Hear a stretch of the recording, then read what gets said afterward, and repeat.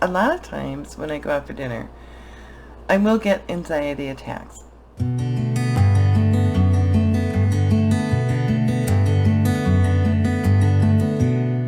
Hey everybody, this is Snook. Today, I woke up to a text from my husband, and he wanted to meet my father-in-law for dinner. I'm a big fan of going out to eat, kinda, because, well, there's good food when you go out to eat. I'm a bigger fan of people going out to eat and then bringing me food home. I love my father-in-law. Let's just put that out there. He's 81 years old. He is not aging well. My mother, who is the same age, looks and acts a ton younger. My father-in-law, on the other hand, went to work at a factory, tool and die, worked his whole life, retired early. He just had a little part-time job for some extra money, so they weren't just living off his pension. He's been retired a really long time.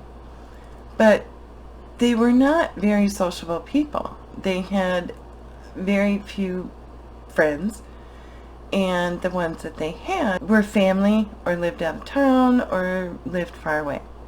My mother-in-law died over 10 years ago, and when she passed away, he literally had just his family, because he just didn't have that circle of friends around him. So this dinner tonight, really, I went because I haven't been making the last couple of them, and this one was literally right down the road. I don't really like going out for dinner, because a lot of times when I go out for dinner, I will get anxiety attacks.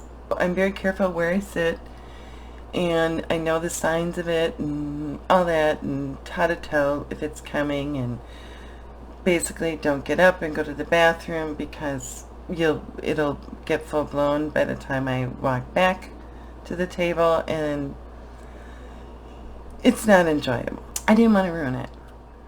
So let's just say the family dynamic is having a brother and a sister that didn't get along growing up. There's so many ill feelings between the two that one cannot say anything without the other one taking it the wrong way. So it's not the most comfortable position to be in when you're there. I'm kind of like the outsider, and it's like I have to play interpreter while we're out at dinner, because it's like one person will say something and the other one will be like, "Why did you look at me like that?" And I'm like, "He was making a joke about your aunt that likes to take pictures." So it's stuff like that that is like really uncomfortable, because everybody else at the table knows that the other two are fighting, and my father-in-law must be losing his hearing or something, or it just decides just to ignore it all.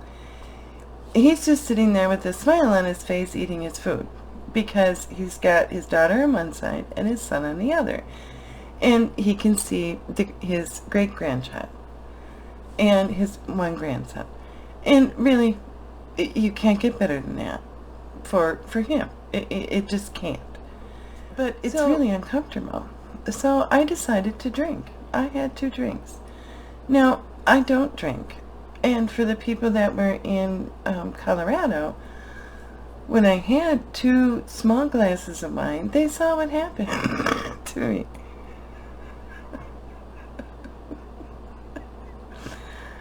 And it just, it was like,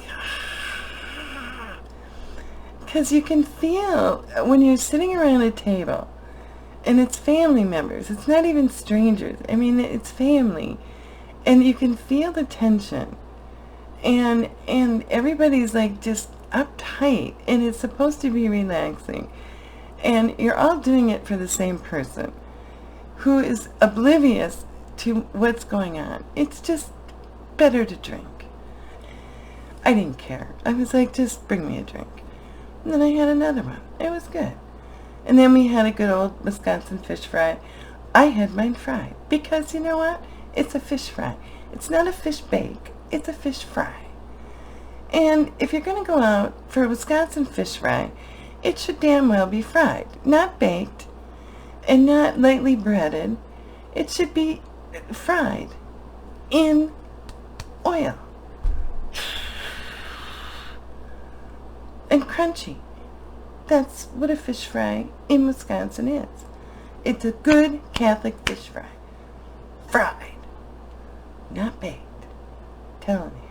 So I said to my sister-in-law, because my father-in-law really shouldn't be walking even that short of a distance by himself unless he really has to. I mean, you can't keep him locked in the house, but he shuffles, that old people shuffle thing, and he's blind in one eye, and he doesn't hear very well, and he doesn't carry a cane because, God forbid, people that are 81 and shuffle would even think that they would need a cane, because they just don't. They're not old.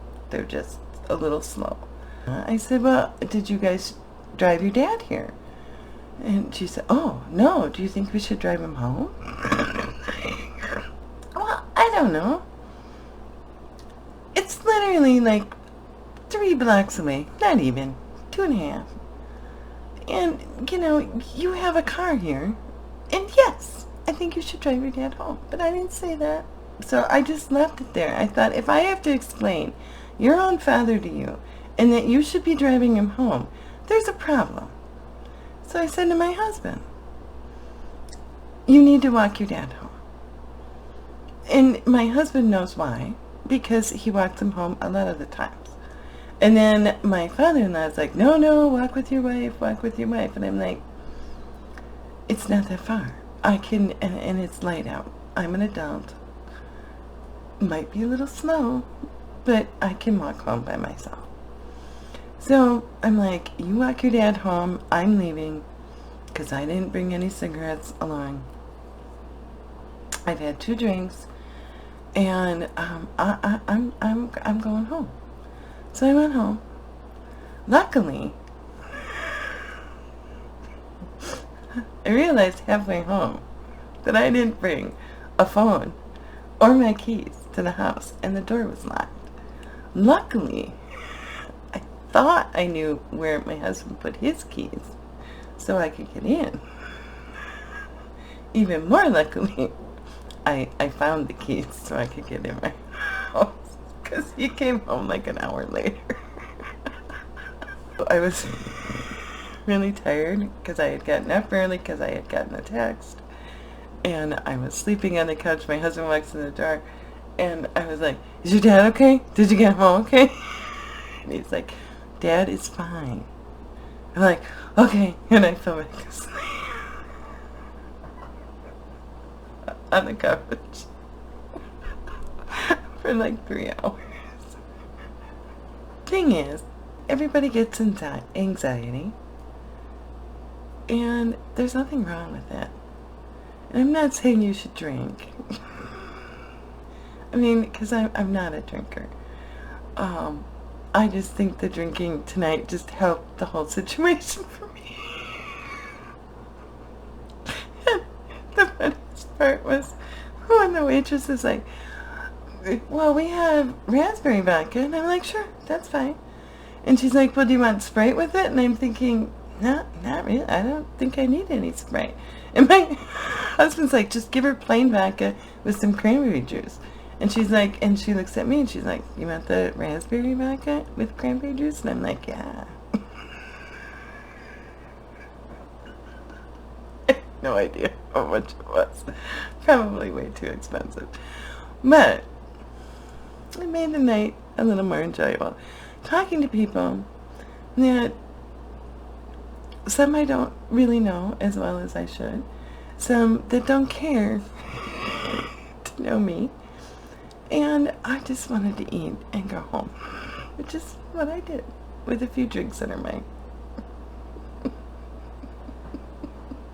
So, when you're out at a restaurant, be nice to the people next to you, because you'll never know why they're drinking a weird concoction. And what you see, which is this beautiful family plus this other homeless woman sitting there, you don't know their whole story and the whole family dynamic. Even though it looks really pretty from the outside, just like everything, there's always underlayers underneath of what's really going on. So, be nice to people. Make them smile.